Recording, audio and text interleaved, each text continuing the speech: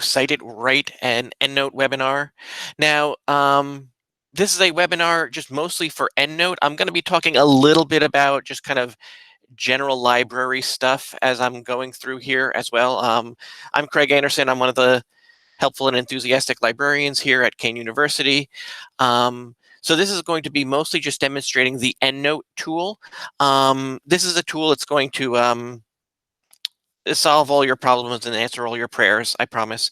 It's basically to be used as a bibliographic management tool. So it's going to be mostly for making bibliographies in APA style or MLA style or any kind of style.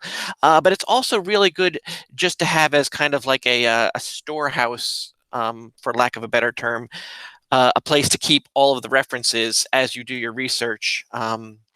EndNote is really good for that. There are lots of other tools that are similar. There's Mendeley, there's Zotero, there's something called RefWorks.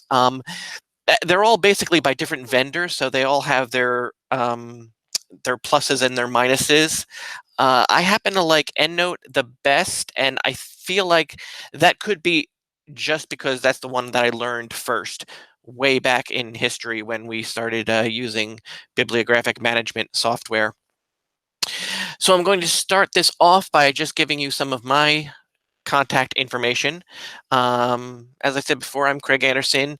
You can usually reach me best at cjanders@kane.edu. That's just my school, my Kane email address.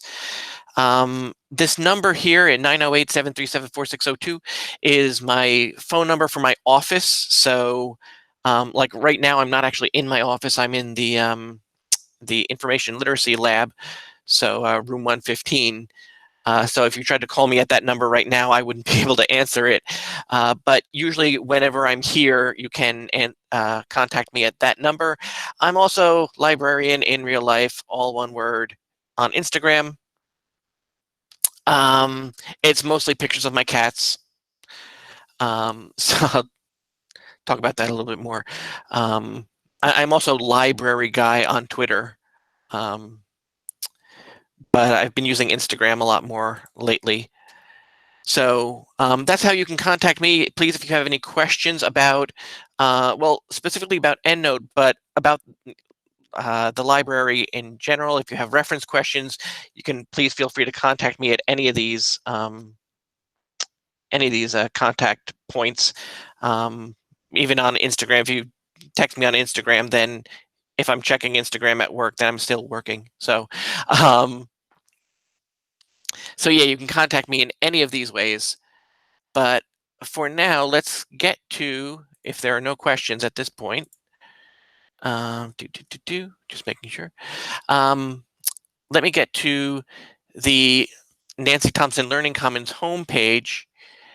You can get to here by just typing in learningcommons.kane.edu. It will forward it to this kind of clunky URL up here. Learningcommons.kane.edu or library.kane.edu would work as well. And it will take you to this page. This is our main landing page for the entity that is the Learning Commons. For right now, when you go there, it'll bring up this kind of pop-up that comes here. Welcome to the LC Engagement Zone. The LC Engagement Zone, that is our, this is our pop-up that we put up here while we were working from home during COVID. These are the things that are easiest to get to if you just want to get somewhere quick. You can access our tutoring, our writing. We have a Blackboard link here, research support if you want to contact one of our librarians, such as me, directly. And we have workshops here. That's probably how you signed up for this workshop, is by going to workshops right here.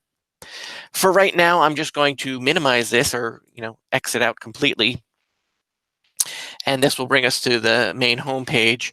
Now, what I'm going to do right now is go under this tab up here. We have a list of tabs here.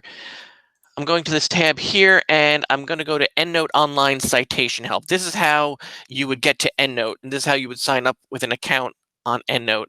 I'm going to go there in a minute, but I just want to let you know that there's another one here, EndNote Online User Guide. Don't get these two confused. The user guide will tell you how to use EndNote. it will pretty much tell you everything that I'm about to tell you right now, but it's so much easier if I walk you through it because there is kind of a learning curve in learning how to use EndNote. But if when I end this session and you're trying to use EndNote at your own on your own, if you forget everything that I'm about to tell you, note that there's a user guide here.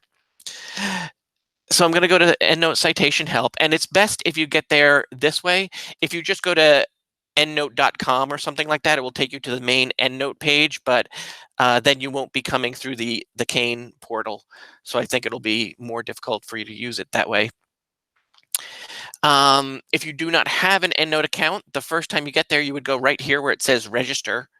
I actually do have an EndNote account, so I'm going to put my email address and my password. When you register for EndNote, this does not have to be a Cane email address. In my case, it is actually. Cane.edu. In my case, it is a Cane email address. That's just the address I used when I signed up for this. But you don't have to use a Cane email address to sign up to EndNote through this portal. And I do have to warn you that when you create your password for EndNote, EndNote has the most Byzantine password requirements that I've ever seen before. Your password for EndNote has to have at least 8 characters. It has to have letters, numbers, and at least one symbol, and it's case sensitive. So bear all of those things in mind when you create your password for EndNote.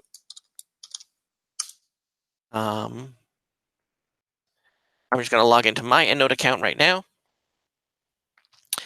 And it's going to take me to this page. This is kind of my landing page. Sometimes it will take you to the Getting Started guide, especially if you don't have any references loaded into EndNote quite yet. So this is the Getting Started guide. This will also tell you kind of how to use EndNote, but it's much better if I show you right now. So I'm going to hide that right now. Once you start using EndNote, then that Getting Started guide doesn't show up unless you make it show up. What it will usually take you to is this page, and this, let me see if I can enlarge that a little bit. There we go. This is the All My References page. It takes you to a page that says All My References. Sounds like a soap opera. So these are all of the references I have in EndNote. I have actually 486 because I've been demonstrating this for quite a while now. So there's 486 kind of articles in here. And the once you get the articles into EndNote, and I'm going to show you, I promise I'm going to show you how to get articles into EndNote in just a bit. But like I said, I have 486 articles. It's unlikely that I'm ever going to use 486 articles in any single paper. Like if I were to write a research paper, if I were to write an article for a magazine or a peer-reviewed journal, I'm never going to use all 486 of these articles. Most of them are really nerdy. So what I've done is I've organized these into groups. It has my groups right here. Now, I really wish that EndNote would call these folders because they act so much more like folders if you think of like a folder in an email. But for whatever reason, EndNote calls them groups. EndNote has decided it's better to call these groups. So I have all these groups here. So anytime I say the word groups, pretend I just said folders, and it will make so much more sense to you. So I have all these nerdy groups. I have a group just on articles about vampires because I am nothing if not a gothy freak. So I have 205 articles in my vampires group alone. And these are all articles about vampires. I'm going to be talking about vampires a lot this session, so I hope you're not squeamish. So now let's say that I've written a Pulitzer Prize winning article on vampires in American culture or something like that. And what I want to do is I want to develop a bibliography. I want to format my bibliography for this amazing article using all 205 of these resources about vampires. So what I would do is I would go up to the tabs up here, and there's all these tabs here. So I want to format my bibliography. So I go to Format and Bibliography. I click on that. So what I'm going to do is I'm going to take all of the, I'm going to go to my vampires group, all those references from my vampires group. Bibliographic style, you know what? Let's say I'm going to put them in MLA style. There's a couple different MLA. There's MLA no caps if you don't want capitals. I don't know why it does that, but, or MLA annotated. I'm going to put these in MLA style for right now. Now the file format, I've got my choice between HTML, which is just like, web page graphics, plain text. I guess if I was working on a computer from like 1995, I would use a plain text file. But for most things, it's probably easiest to print these out as a rich text file. So it's text, but it will also allow you to use like hyperlinks and other things like that, and like all the cool fonts like in Word or like Google Docs. For right now, I'm just going to do HTML because I'm just going to show this to you online. I'm not going to print it out or anything like that. So I'm going to take all of my vampire articles, MLA style, file format, HTML. I'm going to click preview and print, and it's going to do this. I hope it's actually going to show it to you. Yes. So it's going to do this. And so these are all of those articles that were in my vampires group in MLA style. Now, it's not a perfect system. If we look, there's an article here by Simon Bainbridge, for example. I don't know if you can see that. There's an article here by Simon Bainbridge, Lord Ruthven's Power and Polidori's The Vampire. I don't know why it put question marks right here. Those are probably supposed to be quotation marks. Maybe they're supposed to be italics tags. But for whatever reason, when I downloaded this article from wherever I got it from, it decided it was going to put question marks. So when I copy paste this into like my Word document to, submit it to whatever vampire journal I'm going to send it to, I just got to make sure that I clean that up a little bit. So you do have to kind of go through it and like clean it up here and there. Again, it's not a perfect system, but it's so much easier than, typing these all out by hand, especially I've got 205 of them. There's one here that was like all in caps, I think I just saw, and now I missed it. But yeah, this is so much easier than the old school way that, I used to do it when I was in college. So you're probably wondering right now, how do we create a group? Yes, that's exactly what I was thinking you were wondering. So in order to create the groups, first you have to get the articles in here, but first I'm going to teach you how to create a group. So the groups are all under organize. You just think of, I've got all these references, I've got to organize them now. So I'm going to organize them into groups. So I'm going to go to organize and manage my groups. Creating a group is super easy. These are all of my groups. If you want to create a group, when you first get into EndNote, you're not going to have all of my nerdy groups. So it's just going to say new group right down here. All you have to do is click on new group. I don't know if the pop-up is going to show on your screen, but there's a little pop-up and all it says is enter a group name and click OK. And you put in the name of your group.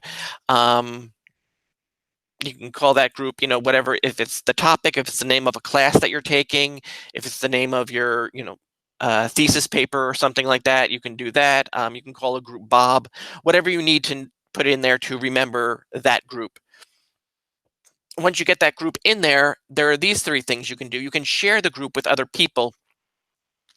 If I wanted to share my vampires group with one of my colleagues, I could click on manage sharing here. Craig. Oh, yes, sorry. I'm so sorry. It's Lauren. I'm sorry. Oh, hi. Yeah. I'm not seeing your PowerPoint or I'm seeing everybody's name. Wait, say that again? I'm not seeing a PowerPoint. Oh. Yeah. Sorry. Ooh. Where did it go? Were you seeing it before? Yes. Okay. I think when I closed the bibliography, I think I was sharing the bibliography at that time, so I'm sorry. So when it closed it stopped me sharing. Thank you for letting me know. How's that? It's back. Okay. Perfect. Thanks. So yes, yeah, thank you for letting me know. I guess that's what happened is I must have like closed the window I was sharing when I was sharing the bibliography. So thank you for letting me know. So yeah, here I got here by going to organize and clicking on manage my groups. As I said here, there's just a little button down here that says new group. If you don't have any groups in your EndNote account, like if you just created your EndNote account, you would click on new group. And this one, I don't know if you can see because it's a little pop-up within a pop-up. So, but it just says new group, and you would create a name for that group. I could create a group about werewolves, I guess. And then click OK, and then it would create that group. Now, there's three things that you can do with these groups. You can share these groups with other people. If I wanted to share my vampires group with some of my colleagues, right now there are no email addresses in this group because I'm not sharing this group with anybody. I could click on start sharing this group, and then it would bring up this little tab here. And I just add email addresses.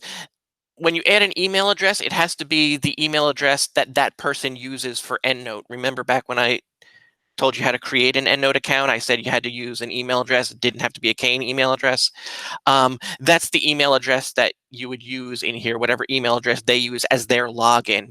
And then EndNote will give their account permission to be able to access that group. So wait, let me do this first. I'm going to share this group instead. Okay, good. I'm going to do that before I close this little window here. So hold on. Bear with me. Okay. So if I did that, if I shared this vampire group with somebody else, then we would both be able to add or take away articles from the vampires. So make sure it's somebody that you trust, because you're both going to be adding. If you're working on a project together with somebody, it might be a good idea to add them to your group. Just make sure they're not going to undermine you and start deleting all of your articles from the group for some insidious reason. You can rename this group. If I don't want to call this vampires anymore, if I want to call it something else to distinguish it from a different vampire group, I can do that. You can also make like a different group. You can't make subgroups, I found out at one point, but you can make as many of these groups as you want. So you could make,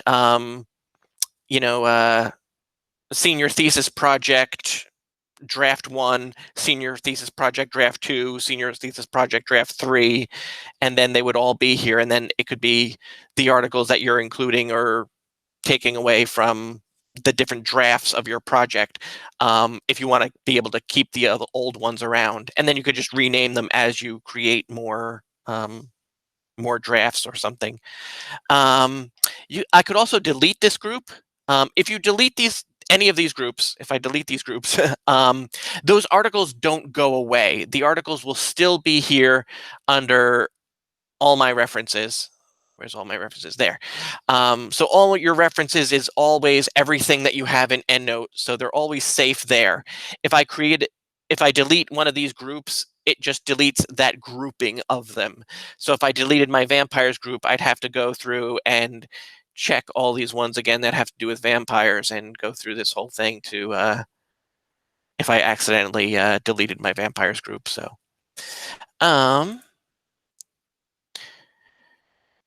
any questions up to this point? Okay. Oh, and then I just saw a question come up. So far, so good. Not at the moment. Okay, thank you. I keep coming back and checking the chat window just to make sure I'm not missing anything. So you're probably wondering how you get these articles into your EndNote account. And that is the question of the hour, isn't it? So I'm going to go back to the Learning Commons homepage. For right now, I'm going to go under the databases A to Z. I'm going to get into our online databases.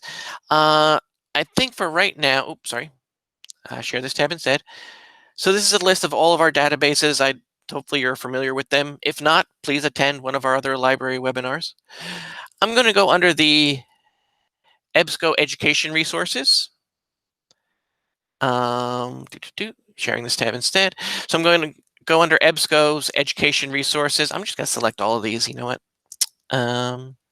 Is it doing that weird thing where it's got all of them under? Yeah, almost. Oh, okay, these are all education resources. So let's say I'm doing a paper on like works of literature that kind of make an analogy between like child abuse and vampires. So I'm going to do child abuse and vampire. And this is a little bonus mini library lesson if you haven't been to one of my library sessions before. What I'm doing here, whenever I do a search in one of our databases, these are the EBSCO databases. So I'm sure you're familiar at least a little bit with the EBSCO databases. What I'm doing here is like the term child abuse. It's a 2-word phrase, so I'm putting that in quotes. Whenever you have a 2-word phrase or a 3-word phrase or a 20-word phrase, you always want to put quotes around it because then that will search for that phrase as it comes up in these articles. I'm not interested in an article that has the word child in one paragraph and abuse in another one. I only want it when it's child abuse both together. And with vampire, I'm doing something called truncation. Truncation is when you kind of shorten a word and replace the ending with an asterisk. This is a good thing to do for words that have a lot of different variations. So this will search for any word that starts VAMPIR, etc. So vampire, vampires, plural, vampirism. So like those 3 different variations, or any others that you can think of. So I'm just going to search for these 2 terms. I did this search earlier and it came up with, okay, so 8, not too many. So this is going to bring me a bunch of articles about, vampire as a metaphor for working with childhood abuse. There's one here in French, lorsque l'enfant disparaît, vampirisation. I've never heard of vampirisation before. Du corps et des affects, etc. We don't actually have this full text. It sounds interesting anyway. So I'm going to go to the second one here because this has full text as PDF and HTML. That's great. I'm going to click on that one. The vampire is a metaphor for working with childhood abuse. Now, over on the side here, there's a little thing that says export. That's something to watch out for. In EBSCO, it gives this little icon that has like a page with a little arrow coming out of it.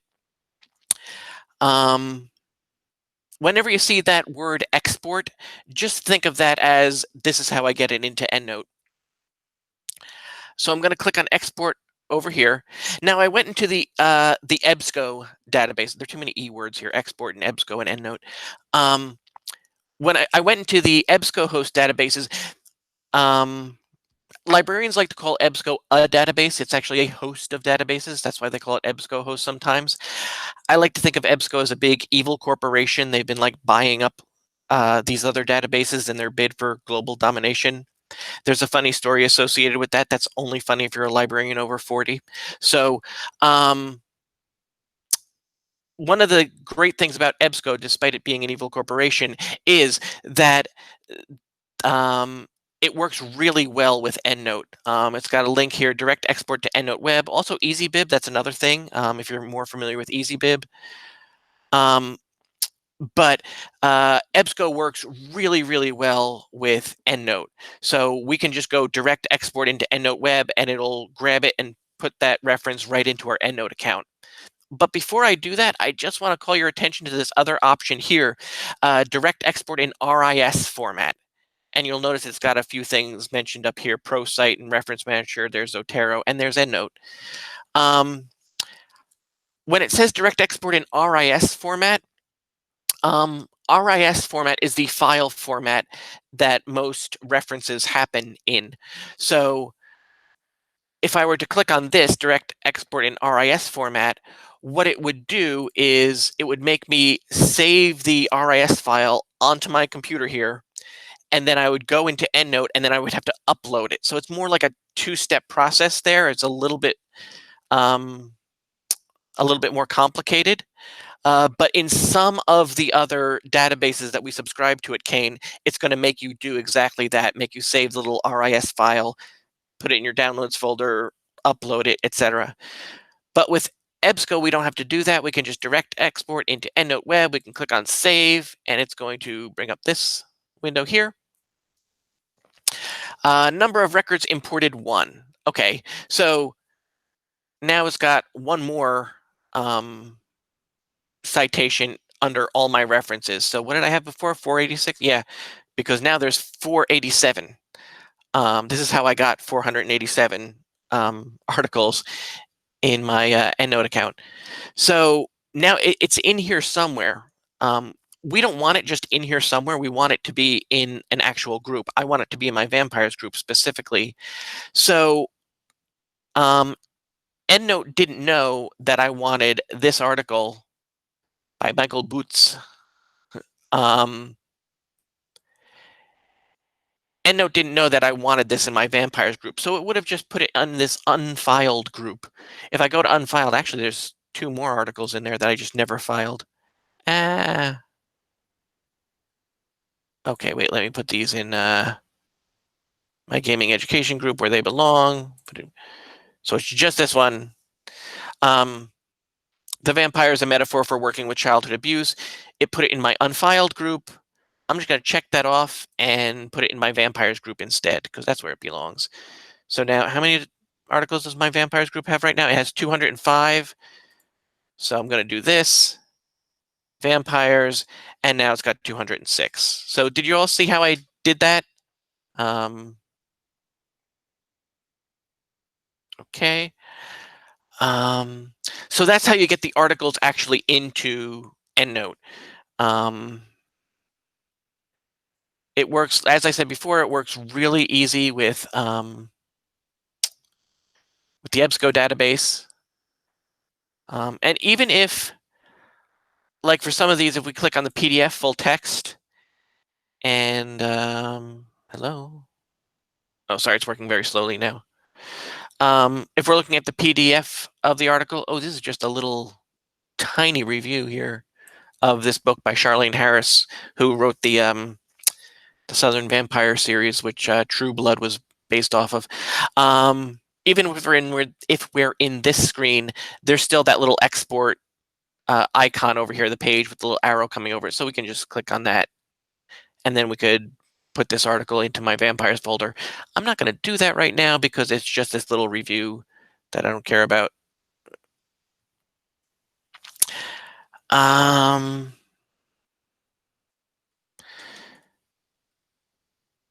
So yeah, any questions up until this point? Okay. Let's see. So there's one other thing I'm going to do. I want to show you really quickly. I'm going to go back to the library homepage. Sorry, Learning Commons homepage. I'm going to go back to databases A to Z, and then I'm going to go to ProQuest databases. I described the EBSCO databases as kind of a big evil corporation, if you think of EBSCO as being the Coca-Cola of library databases, ProQuest is Pepsi. They're like the second biggest evil corporation of databases. So I'm going to do the exact same search here. Child abuse and theater. Go search there. Wow, 1,637 results. That's actually amazing. Usually ProQuest does give a few more results. Depending on the subject, ProQuest is better than EBSCO in some areas, but not in others. But I think ProQuest search algorithm is a little bit looser, so sometimes it will bring up articles that are only kind of sort of related to our search terms. Whereas EBSCO has a tighter search algorithm. I'm sorry, this is all librarian nerdness. So I'm just going to look through here and see if I can find an article here. See, not a lot of these have anything to do with vampires. Well, here's a vampire one. 7 felony charges. This is a newspaper article. I can add this. Now, in this case, there's they don't have a little export icon, but here under all options, they have a little cite thing, which will bring up a little cite window. Under all options, and I hope you can see this. I don't know if you can. It brings up a little pop-up window, and one of the options here is to save as an RIS file. And it mentions EndNote here. So I can save the RIS, and then I just click on here. It tells me it's going to save it as an RIS. I click on continue, and now it brings me to this window. And now it says request complete. Your file should download automatically in a moment. So it did download the file. Again, I don't know if you can see that. Hold on one second. I'm going to stop presenting for just a second and re-present. I'm going to present my entire screen. Okay. Share. Okay, so now I'm presenting my entire screen, and the only reason I did that is to show you that, can you see down here in the lower left, it's got little ProQuest documents.ris as one of my downloads? Yes? Okay. Okay, that's good. Yes. Okay, thank you. So yes, it saved the little ProQuest document.ris. So now what I have to do is I go back to EndNote. I actually have a couple EndNote tabs. One of the things that I should mention is that when you save the RIS file, especially when you do it from EBSCO, it then opens up a new tab on your screen that says EndNote. So if you're not careful, you can wind up with like 24 different like EndNote screens up here along the top. Okay, so now I exported that ProQuest file onto my computer. How do I get it? So I exported it. I want to collect it from my computer. I exported it onto my computer. Now I'm going to import it. So, oops. You got to be really careful with this. Now I'm going to import into my vampires group. So here, importing from EndNote. Yes, I am actually. I go to choose file. It should be in my downloads because I did download it. And here it is right here. It's called ProQuest document 2020-1001.ris because today's the day that I downloaded it. And it's always going to be a .ris file. So you do have to kind of find it on your computer. That's the one I'm choosing. I'm going to click on open. So now it's going to put it right here, ProQuest document, blah, blah, blah. Oops, wait. Now I unchose it because I clicked on it. So the import option, I got it from ProQuest. So I'm going to look under ProQuest. I know there's like 1,000 of these. I just saw it, ProQuest. Now the benefit of this is that I can actually go to, where do I want to put it? I want to put it in my vampires group. So now I can actually tell it which group I want to put it in. So I can do this, and now it's going to say one references was imported into the vampires group. So if I go to my vampires group, now it's going to open up a, oh, no. Okay, so here's my vampires group, and now there should be 208, I thought. Maybe it was 207. But what was the name of the article? Man in vampire case faces felony charges. I guess it gives Press Sheboygan as the author. Oh, here it is. It's right here. 2011 Man in Vampire. Okay. So I put it right here because it wasn't listed as an author because it was a newspaper article. So it was just probably like a random press agent or whatever. So so that's how I got it from ProQuest. Like I said, ProQuest is a little bit more complicated than EBSCO. Most of the databases that you'll be dealing with will export the articles into EndNote in one of those two ways. Either we'll direct export it and just throw it in there, or you'll have to download the little RIS file onto your computer and then upload it. And you upload it by going to collect. So let's say that you didn't get an article from EBSCO or ProQuest. Let's say you just have a book on your shelf that happens to be about whatever topic you're studying. You just want to grab that book off of your shelf and then get that information into your EndNote. Well, from there, you're also collecting the reference, but in this case, you're going to a new reference. So when you go to new reference, it gives you all of these options. It says reference type generic. So we get to put in author, title, year, publisher. You don't have to fill in every single one of these fields because there's a lot of them. But if you are citing something in, let's say, APA style, you have to have author, title, year, publisher, volume, issue, and pages. I think that's it. Yeah. Um, let's say you're citing a film. Let's say you saw a film on vampires and child abuse. So we can go here, and they have all these options here. A blog entry if we want to cite a case, a classical work, a conference paper. But let's say we're citing a film or a broadcast, like a film or a TV episode, something like that. I can click on that, and now it changes all these fields. And now we have director, title, year released, series director, running time, distributor, like the kind of things that you would need if you were citing a film or like a TV show. You can put a synopsis in here. That's kind of cool. The cast. So all of these options are like how you want to cite it. Again, this is the podcast. Look at that. Again, this is a little bit more tedious because you have to like actually fill in all of these different fields. But once you have it in there, it's in there. And then anytime you need to use it as a reference, you can just call it up and you're under whichever group you decide to put this under. And if I were to start filling this information in, it kind of auto saves it. Let's say I start putting my own name in here, Anderson, Craig.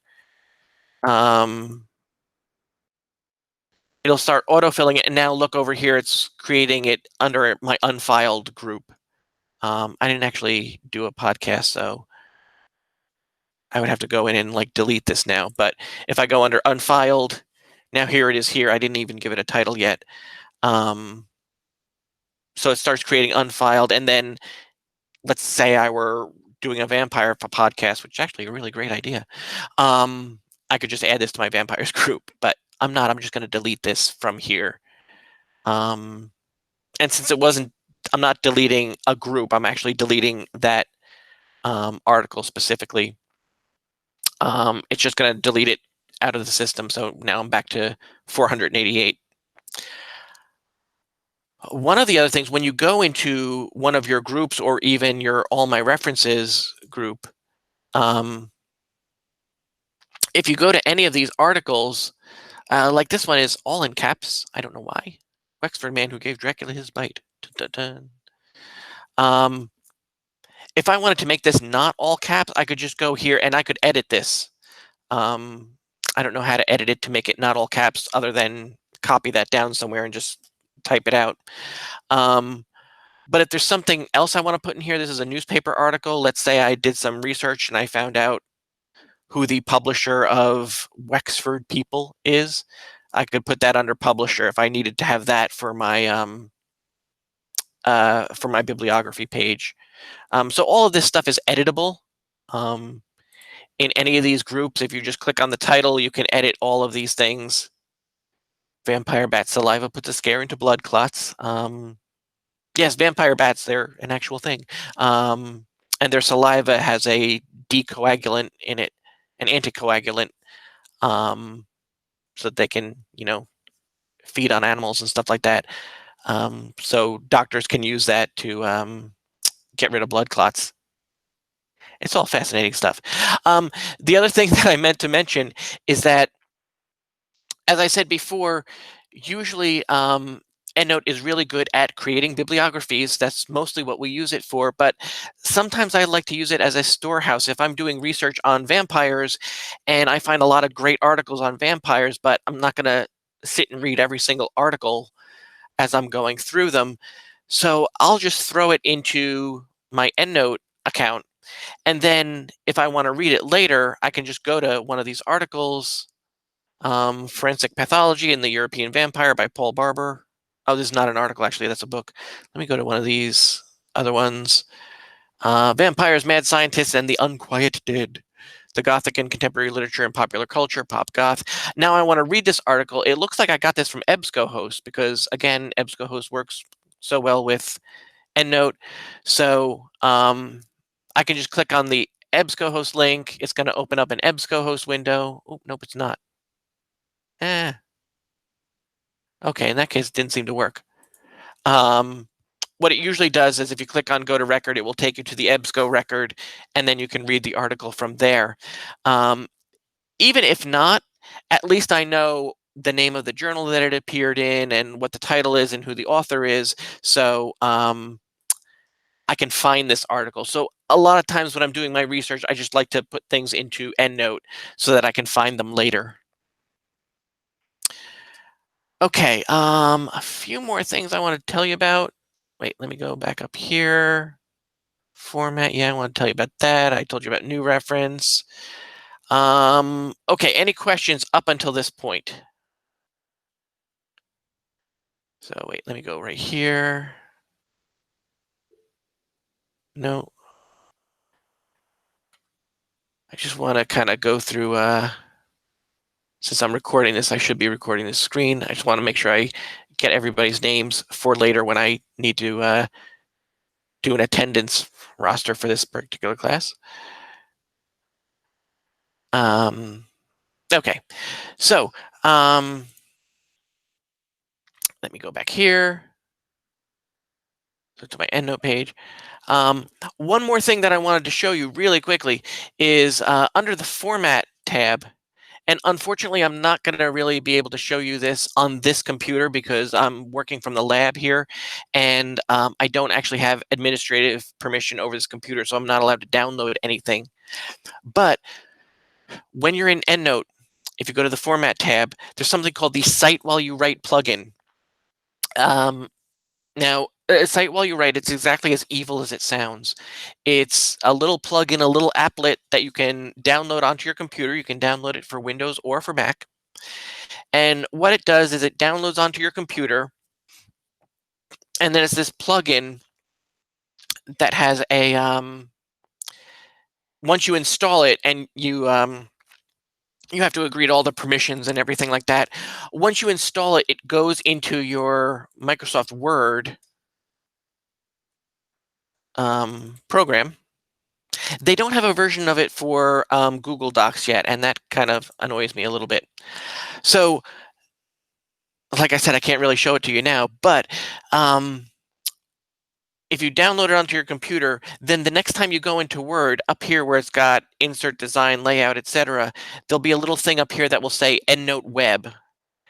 And when you click on EndNote Web, it will take you to another version of this menu where it will allow you to sign into, as soon as you click EndNote Web, it will make you sign into your EndNote account so that the applet in Word recognizes your, even if you were already signed into your EndNote in another window, it's going to make you re-sign into EndNote. But then once you're there, it will have a little button up here somewhere that will say Find Citations. So as we're sitting here typing, wonderful things about whatever our topic is, and let's say we want to end a quote right here. We want to quote this person. We click on EndNote Web up here. It says Find Citations. And then it will bring a little pop-up window that will ask you to put in something to use to search through your EndNote citations so you can find this particular article that we're quoting here. So,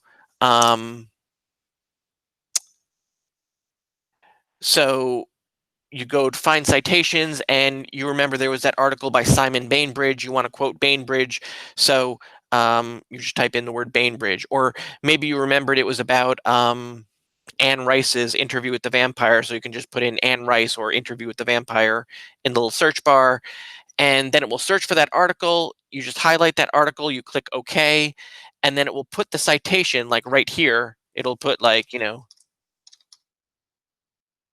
Bainbridge, whatever year that was, 2000, I don't know what year it was, Bainbridge 2007, and then it'll not only do that, but then down here, it will skip a couple spaces and it will put that whole APA citation, Bainbridge 2007, something about European vampires.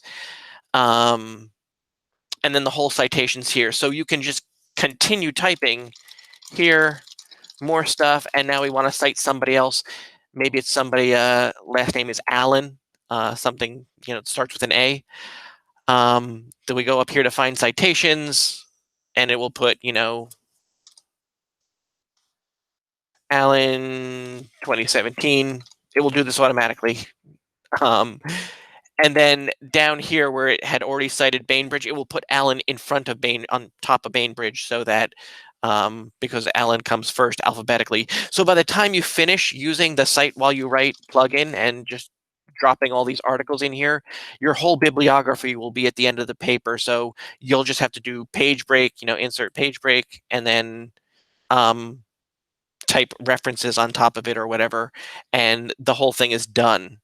And the reason that I call this an evil little applet is because they didn't have it when I was going through my master's degree, so I'm a little bit bitter about that.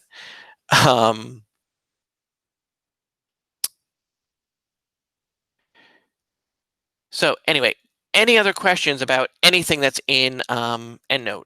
And I apologize that I wasn't able to show you my Cite While You Write on my computer because, like I said, I'm not allowed to download Cite While You Write on this computer particularly. So, any questions about anything that I've mentioned here today, or anything that I haven't mentioned? Because again, librarian, so that's kind of what I do. Let me go to stop sharing. Go back to this screen. No, so far so good. Okay, so let's go back to EndNote. Yeah, okay, so that's all I have for you right now. There's other functions that we have here in EndNote. Oh, and the one thing that I meant to mention was when we go to way back in the beginning from the home page, I told you there was an EndNote online user guide that you can use to tell you all about EndNote. In the online user guide, and I don't know why it's showing up this way. Huh. Oh, use EndNote online, consult citation style resources. Oh, somebody reformatted this on me. Huh. That's interesting. Sorry. No? Hmm. I don't know where it went to. There used to be a list of, I'll tell you how to sign up. There used to be a list of all of the different databases that we subscribe to, and I can't seem to find it right now. And your references. There used to be a list of all the different databases that we subscribe to, and then, like, let's say you're using like something like JSTOR. That's another database that we have.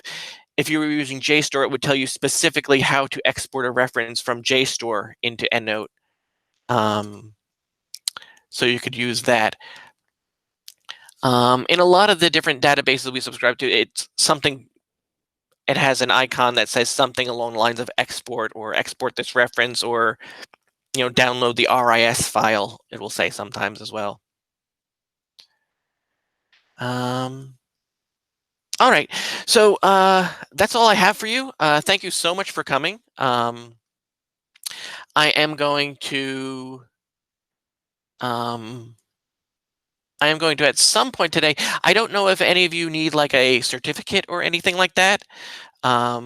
A lot of times when you attend one of these webinars, we like to give out certificates just to prove that you've attended this webinar. And lately we've been, yes, I do. Okay, Jennifer. Good to know. So I've been kind of going through the screen. I wish I could just kind of like copy paste everybody's name into a file so I could have all of your names, but I'm hoping that from the recording I can get these, because I'm like looking through all of the names here, so I can at least see that who attended and who did not attend.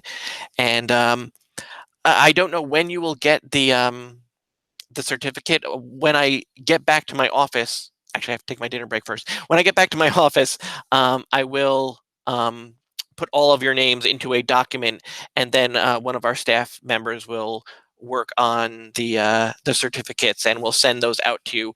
I don't know exactly when you'll get them. Maybe not today, maybe tomorrow, but hopefully, before next week or by next week. And that's it. Okay, thank you again for coming. Let me go back. Thank you. Let me go back to this screen. Oh, I'm not sharing anymore, am I? I don't know if I am or not. I'm going back to this screen that has my contact information just a second time. If any of you need to contact me for anything, if you're having any kind of difficulties, please feel free to contact me. But other than that, thanks again. Have a good weekend. I know it's only Thursday, but that's kind of the weekend for some people. You weren't sharing your contact information just now. Why was I not? Sorry. There we go. So yeah, there's my contact information again. If you need to contact me for anything, usually email is the best way to contact me. If you really want to contact me on Instagram, I won't be heartbroken if you don't friend me on Instagram. Mostly cat pictures. I always say librarians are like 90% crazy cat ladies, and I have 5, so so yes, please feel free to contact me if you need any help with any of these things that I've mentioned, or anything that I haven't mentioned, because librarian. Oh, you're welcome. Thank you.